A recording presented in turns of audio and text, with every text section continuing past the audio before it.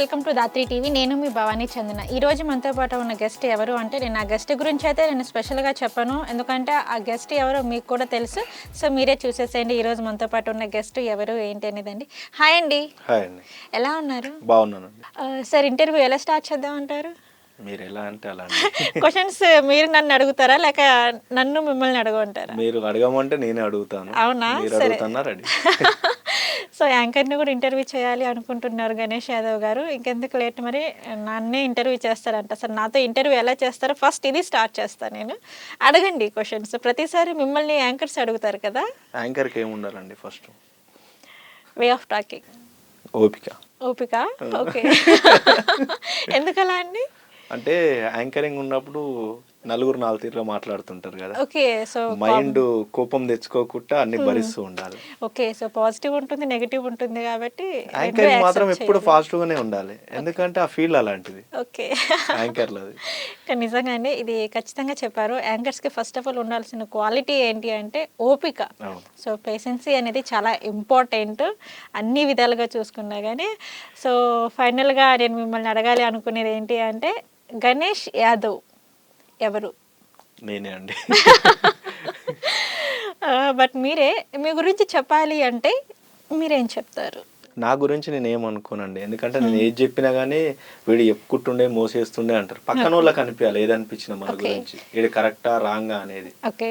ఎందుకంటే ఎప్పుడు మనకు మనం మంచిగానే అవుపిస్తాం, పక్కన వాళ్ళకి తెలియాలి కదా. గణేష్ యాదవ్కి మ్యారేజ్ అయిందా? నాకు అయ్యిందండి marriage. Love marriage, arranged marriage? నాకు అరేంజ్ మ్యారేజ్ అండి.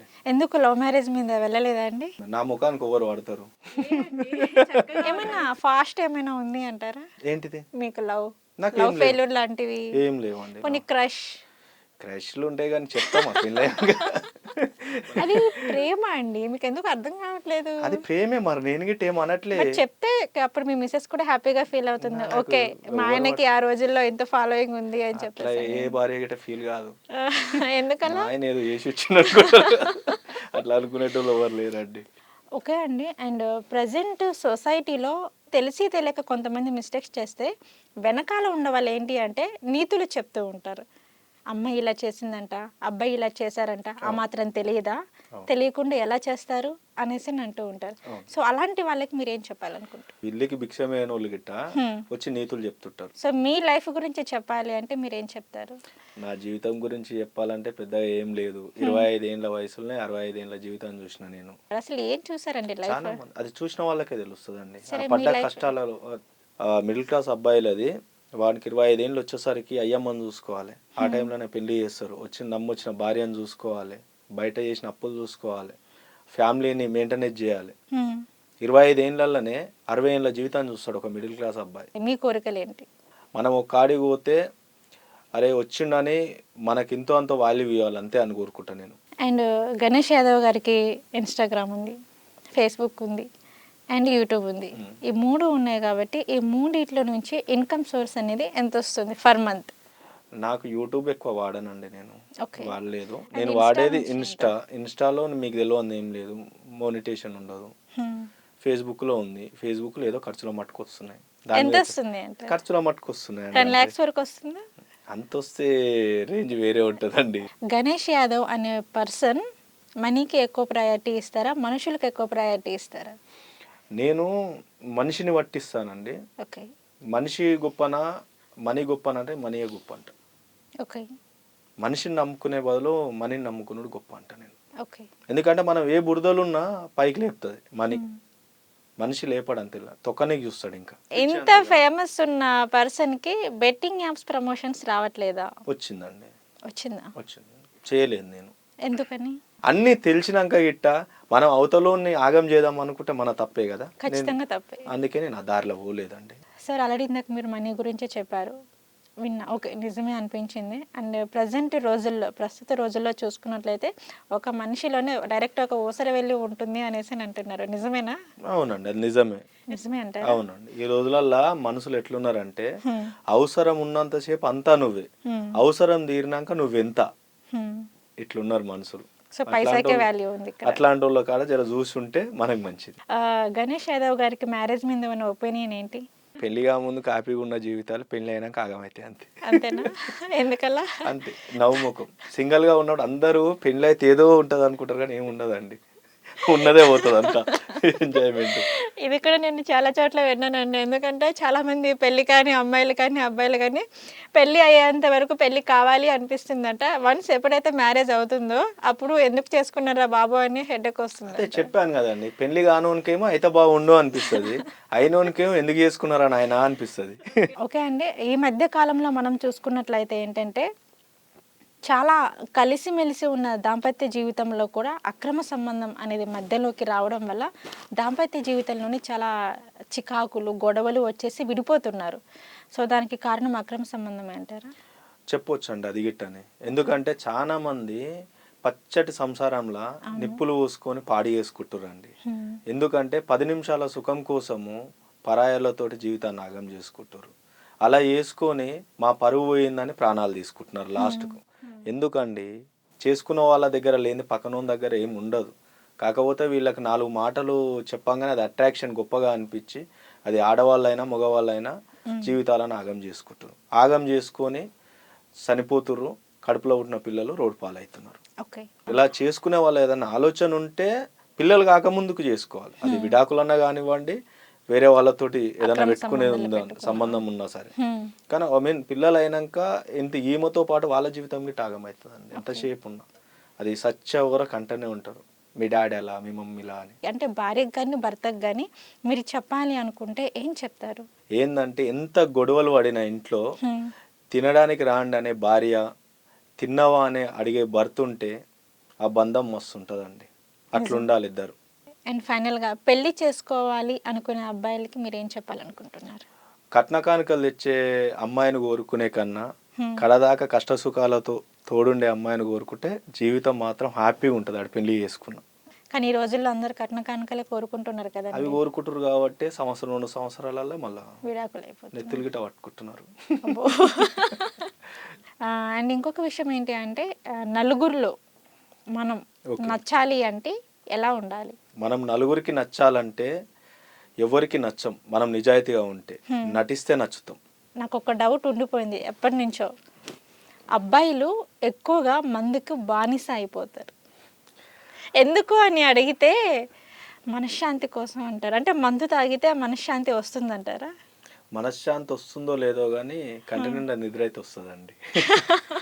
మీరు అడిగింది మాత్రం వాస్తవం. మనశ్శాంతికి దూరమైన ప్రతి మొగోడు మందుకు బానిస అవుతాడండి, నిజం చెప్తున్నాను నేను. అది మందుకి బానిస అవుతే సో మనశ్శాంతి వస్తుందంటారా? మనశ్శాంతి వస్తుందో లేదో తెలియదు తప్ప నైట్ పూట కంటి నిండా కొంచెం నిద్రని వస్తుంది, మత్తు వచ్చి చెప్పుకోలేడు.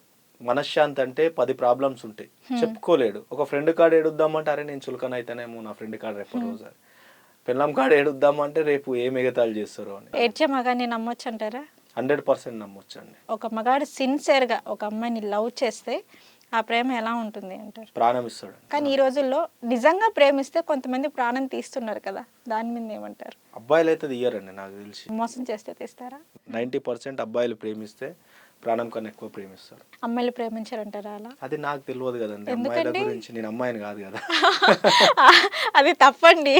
మా అబ్బాయిలు అయితే అలానే ఉంటారు, ప్రేమిస్తే ప్రాణం ఇచ్చేలా ప్రేమిస్తారు. సో మా అమ్మాయిలు కూడా అంతే అండి. వన్స్ ఒక్కసారి లవ్ చేశారా అది జిందగీ మొత్తం అది కామెంట్లలో వస్తుంది. ఒక అబ్బాయి సిన్సియర్గా లవ్ చేశారు అంటే బాగా చూసుకుంటారు, ప్రాణం ఇస్తారో లేదో అన్న విషయం పక్కన పెడితే చాలా బాగా చూసుకుంటారు, మంచిగా ఉంటుంది. కానీ అదే అమ్మాయి ఒక అబ్బాయిని సిన్సియర్గా లవ్ చేసింది అంటే లైఫ్ అంతా తనే అన్నట్టు ఉంటుంది.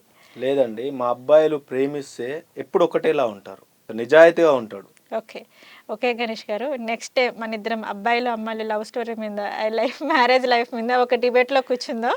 సో ఇప్పుడైతే దీన్ని క్లోజ్ చేద్దాం, ఓకేనా? గణేష్ యాదవ్ గారికి మూవీస్లలో వెళ్ళాలి అనే థాట్ ఏమైనా ఉందా? ఉండే అండి, రాలే అంతే. ఓకే, మీకు ఏ హీరో అంటే ఎక్కువ ఇష్టం అండి? నాకు అందరు హీరోలు ఇష్టం అండి. ఒక ఆడపిల్ల జీవితం అనేది పుట్టింటిలో కన్నా అత్తింటిలోనే తెలుస్తుంది, తన అదృష్టవంతురాలా దురదృష్టవంతురాలా అని చెప్పేసి అని. అది నిజమే అంటారా? నిజమే అండి. ఎందుకంటే ఆడవాళ్ళు నిజంగా చెప్పాలంటే చాలా గొప్పోళ్ళు అండి. పెళ్ళి అయినాక వాళ్ళ జీవితం ఎలా ఉంటుంది అనేది అప్పటి వరకు చెప్పలేం. ఇంట్లో బాగుండే, ఎందుకంటే చేంజ్ అవుతుంది. ఇంటి పేరు ఎప్పుడైతే చేంజ్ అవుతుందో వాళ్ళ లైఫ్ కూడా చేంజ్ అవుతుంది. చేసుకునే భర్త అర్థం చేసుకునే వాడు దొరికితే ఒకలా ఉంటుంది లైఫ్, చేసుకొని వాడు దొరికితే ఒకలా ఉంటుంది లైఫ్ వాళ్ళది. చెప్పుకోలేం వాళ్ళ జీవితం ఎలా ఉంటుందని చెప్పుకోలేం. ఓకే. సో మా అబ్బాయిలది అయితే ఇప్పుడు ఒకటేలా ఉంటుంది. ఓకే. అండ్ చెప్పుకోలేం కాబట్టి వాళ్ళు నిజంగా నా దృష్టిలో మాత్రం గొప్పోళ్ళు అండి వాళ్ళు. ఓకే, అడగొచ్చో లేదో తెలియదు, బిగ్ బాస్లో మీకు అవకాశాలు వస్తే వెళ్తారా? 100% వెళ్తానండి. బిగ్ బాస్ అంటే చాలా మంది అదొక ఫేక్ షో, అందులో నిజం అనేది ఉండదు అనేసి అని అంటున్నారు కదా, మరి మీరెందుకు వెళ్తానంటున్నారు? మనము అనేది ఇప్పుడు సగం మందికి తెలుసు, మనకు బిట్ట మనం ఏందనేది మనకి క్లారిటీ లేదు ఇప్పుడు ఇందులో. అందులోకి వెళ్తే క్లారిటీ పబ్లిక్కి ఇవ్వచ్చు.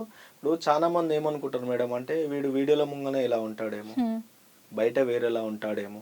సో అక్కడికి వెళ్తే మీరేంటో అందరికీ తెలుస్తుంది. ఎందుకంటే అక్కడ ఉండవలసి వస్తుంది. ఓకే. మనం 100 days అన్నప్పుడు మనం ఉండవలసి వస్తుంది. మనం ఏందో పబ్లిక్ చూపించచ్చు, మనం గిట మనం ఇలా బతకగలుగుతామా?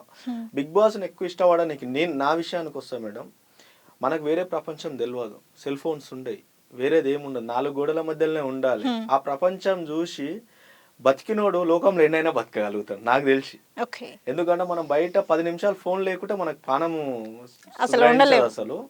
అట్లా ఆ బిగ్ బాస్ లో పోతే అసలు మనం ఉండగలుగుతామా, మనది ఏంది అనేది తెలుసుకోవాలనేది నాకు.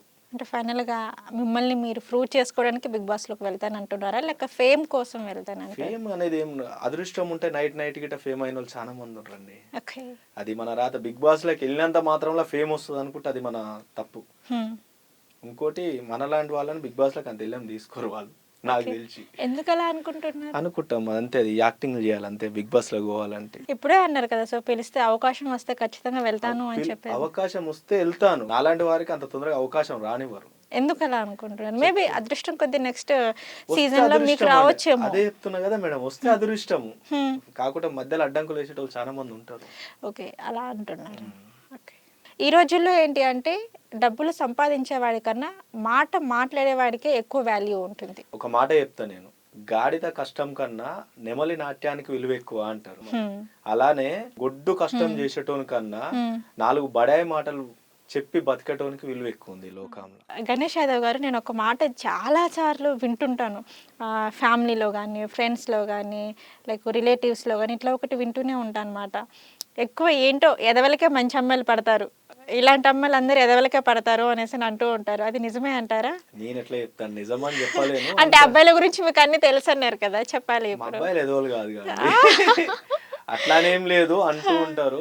దేవుడి గిట్ట ఎలా చేస్తాడంటే మంచి అమ్మాయికేమో సాడిస్ట్ మొగడు దొరికేటట్టు చేస్తాడు, మంచి అబ్బాయికేమో గయ్యాలి లాంటి పిల్లం దొరికేటట్టు చేస్తాడు దేవుడి గిట్ట. ఓకే. అండ్ ఇప్పుడు మీ ఇద్దరిలో ఎవరు ఎక్కువ సాడిస్ట్, ఎవరు గయ్యాలి? అది కొట్లాట అయినప్పుడు బయట పడుతుంది, ఆ పరిస్థితిని బట్టి బయటకు వస్తుంటది. ఏదైనా గొడవ జరిగిన తర్వాత ఫస్ట్ కాంప్రమైజ్ అయ్యేది ఎవరు, మీరా లేక మీ మిస్సెస్? నేనే అవుతానండి. ఎందుకలా? తప్పదు, మా మొగోళ్ళకు తప్పాలి, మాట్లాడాలి, తప్పదు. ఏదున్నా మా బతుకులన్నీ మొగోళ్ళే, మా కాంప్రమైజ్లే ఉంటాయి అన్ని. సర్లే, నిజమన్నా కానీ మేము కూడా సాడిస్టులో చాలా ఏదో ఒక బిరుదు వచ్చింది కదా. అందరు అలా ఉండరు, కొందరు ఉంటారు అండి అదే బాగా కదా. పెట్టేటోళ్ళు కొంతమంది. తెలంగాణలో ఫేమస్ కళ్ళు, మందు గిట్ట మందు, కళ్ళు, మటన్, చికెన్. ఏం చెప్తారు? మనోళ్ళు అన్నిటికి ముందే ఉంటారండి తెలంగాణ వాళ్ళు. చుక్కకు, ముక్కకు, మందుకు, కొట్లాటకు, దేనికైనా రెడీ అంటారు. రెడీనా? ఇజ్జతికి సవాల్ ఉంటుంది మన వాళ్ళకి. ఓకే అండి. అండ్ ఫైనల్గా వచ్చేసి ఏంటి అంటే యాదవుల గురించి మీ నోట్లో నుంచి ఒక మాట. మా యాదవులు ఎట్లుంటారంటే మాటిస్తుంది అప్పనోళ్ళం, మడమ తిప్పనోళ్ళం, ఎప్పుడు మంచికి ముందుండేటోళ్ళం, ఆ శ్రీకృష్ణుడు అంశలో నడిచేటోళ్ళం, మల్లన్న భక్తులం మా యాదవులం. ఓకే, నడుస్తున్నారంటారా శ్రీకృష్ణుడి అంశలో? 100% నడుస్తాం మేము. అంతే అంటారా? ఓకే. గణేష్ యాదవ్ గారు, నాకు ఒక్క డౌట్ అండి, ఆంధ్ర తెలంగాణ ఈ రెండిటికి తేడా ఏంటి, ఎలా ఉంటుందండి? ఆంధ్ర తెలంగాణకు తేడా ఏం లేదండి పెద్ద. మన తెలంగాణలో ఏదైనా పండుగ పబ్బం వచ్చిందనుకో, ముక్క సుక్క లేనిది పండుగ జరగదు.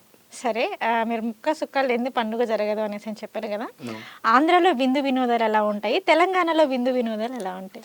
ఆంధ్రాలో ఎక్కువ ఫుడ్కు ప్రిఫరెన్స్ ఇస్తారు, మన తెలంగాణలో ఎక్కువ మందుకు ప్రిఫరెన్స్ ఇస్తారు. నువ్వు ఎంత పెద్ద దావత్ చేయి, మందు పెట్టకుండా మటన్ పెట్టకుండా దావత్ చేస్తే అది ఎంత పెద్ద దావత్ చేసినా, ఎన్ని కోట్లు పెట్టినా ఆ దావత్ వేస్ట్. ఓకే. మన తెలంగాణలో. ఆంధ్రాలో మందు పెట్టారు, ఫుడ్ పెడతారు ఎక్కువ ప్రిఫరెన్స్. ఓకే. ఇంకోటి మర్యాద విషయానికి వస్తే ఆంధ్ర అల్లుడు, తెలంగాణ అల్లుడు. ఆంధ్రాలో అల్లుడు ఇంటికి వచ్చిననుకో అత్తమామ కానీ వాళ్ళ మర్యాద వేరే ఉంటుంది. కింద కూర్చుని బంబార్ది గిట్ట ఆ బావగారు చెప్పండి అనేటట్టు ఉంటుంది. అదే మన తెలంగాణలో అనుకో బావ బండి ఆపుడుతోటి ఏం బావా కళ్ళు కోదామా బారు కోదామా నడు వేసేద్దాం ఇట్లా బయటకు వేసేద్దాం దాని ఉంటది. అట్లుంటది మన మర్యాద, ఎవరి మర్యాద వాళ్ళది. మన తెలంగాణ ఫుల్ మాస్ అండి, ఆంధ్ర క్లాస్ అండి, అంతే అంతే. సో రెండింటికి ఇదే ఇదే తేడా. కానీ అందరూ ఒకటే, అందరం తెలుగు వాళ్ళమే. అందరూ ఒకటే. తెలంగాణలో మాసు, ఆంధ్రాలో క్లాసు. క్లాస్ మనోళ్ళు ఇచ్చి వాడేస్తారు ఏదున్నా, వాళ్ళని క్లాస్ గా మాట్లాడతారు అంతే చిన్నగా. ఓకే. అలాగే ఇంకొకటి ఏంటంటే అండి, నేను చూసినంత వరకు అయితే మిడిల్ క్లాస్ ఫ్యామిలీస్ అంటే మధ్యతరగతి కుటుంబాలు చాలా ఎక్కువగా అప్పుల పాలవుతుంటాయి. ఎందుకలా అంటారు? కొంతమంది ఏమో పరిస్థితి బాగాలేక చేసుకుంటారండి, కొంతమంది ఏమో ఇజ్జతికి పాల్పడి. మన మిడిల్ క్లాస్లో ఏముంటుందంటే పైసలు లేకున్నా ఇజ్జతికి ఎక్కువ విలువ ఇస్తారు. అవును. ఎలా అంటే పక్కనోడు ఒక 2 లక్షలు పెట్టి ఇంట్లో దావత్ చేసిండు అనుకో, నేను 4 లక్షలు పెట్టి నేను 4 లక్షలు పెట్టి చూపిస్తా అంటాడు. అంటే మనకేందంటే గొప్ప, వాడు ఉండి పెడతాడు, మనం అప్పు చేసి పెడతాం. అదే తేడా మిడిల్ క్లాస్ వాళ్ళకి. ఇజ్జతికి పాల్పడతాం, అప్పు చేస్తాం, పెడతాం, అది తీర్చేటప్పటికి నెత్తి గుద్దుకుంటుంటాం. అది నిజం. అవతలోడు తొడగోసుకున్నాను, మనం మెడగోసుకునే రకాలు. ఏమైతుంది మెడగోసుకుంటే ప్రాణాలు. ఆ టైంలో అది ఆలోచించము, అందుకే అప్పుల పాలు ఎక్కువ అవుతాం. ఓకే. అండ్ ఇంకొకటి అడగాలి అనుకుంటున్నా మిమ్మల్ని, ఒక మగాడు అదృష్టవంతుడు అని ఎప్పుడు ఫీల్ అవుతాడు? అర్థం చేసుకునే భార్య దొరికినప్పుడు అప్పుడు అదృష్టవంతుడు అంటారా? నిజంగా అండి, అప్పుడు చాలా ఫీల్ అవుతాడు. ఓకే. మనశ్శాంతి అనేది మనిషికి ఎప్పుడు దొరుకుతుంది? మనశ్శాంతి అనేది ఎంత ఆస్తున్నా అంతస్తులున్నా మనశ్శాంతి ఉండదండి చాలా మందికి. మనశ్శాంతి అనేది కంటి నిండా నిద్రపోయి కడుపు నిండా అన్నం తిని కంటి నిండా నిద్రపోయేటోళ్ళకి మనశ్శాంతి ఉంటుంది. ఎన్ని పైసలుండా ఉండదు, ఎవరికో 100 మందికి ఉంటుంది మనశ్శాంతి జీవితం. అట్లాంటి జీవితం ఉన్నోళ్ళు గొప్పోళ్ళు నా దృష్టిలో. ఓకే గణేష్ గారు, ఇంకొకటి ఏంటి అంటే ఒక్కసారి అవమానం జరిగితే వాళ్ళ గడప కూడా తొక్కను అని చెప్పేసని, ఇది మన తెలంగాణ వాళ్ళకున్న పౌరుషం ఇలా ఉంటుంది కదా. అండ్ మీ విషయానికి వస్తే ఎలా ఉంటుంది? నేను సేమ్ ఉంటాండి. నేను శత్రువుల ఇంటికి వెళ్ళానా పంచపరమన్నాలు తినన్ను వస్తా కానీ నన్ను అవమానించిన వాళ్ళ ఇంటికి గడప గిట్ట దొక్కనండి. నా క్యారెక్టర్ అలాంటిది. ఒక్కసారి వద్దు అనుకుంటే అది ఎంత పెద్దదన్నా కానీ అండి పక్కకు నూకేస్తాను. కానీ నా విషయం ఎట్లుంటుందండి అంటే, నాకు ఎవరన్నా నచ్చనోళ్ళు ఉన్నా, వాళ్ళు ఏదైనా దావతులు ఉన్నా, ఏదైనా ఫంక్షన్లు ఉన్నా, నాకు నచ్చకుండా వాళ్ళ ఇంటికి పోను నేను. కానీ ఆపద ఉందంటే మాత్రం తప్పకుండా పోయి అడుగు పెడతాను నేను. ఎందుకంటే ఆనందంగా ఉన్నప్పుడు అందరూ పోతారండి, ఆపదలో ఉన్నప్పుడు పోయేటోడే గొప్పోడు అంటారు. నేను ఎక్కువ ఆపదలు ఉన్నప్పుడు పోతా కానీ ఆనందంలో ఉన్నప్పుడు పోను. ఎందుకంటే ఎంతసేపు ఉన్న అవమానాలే గుర్తొస్తుంటాయి నాకు. ఓకే.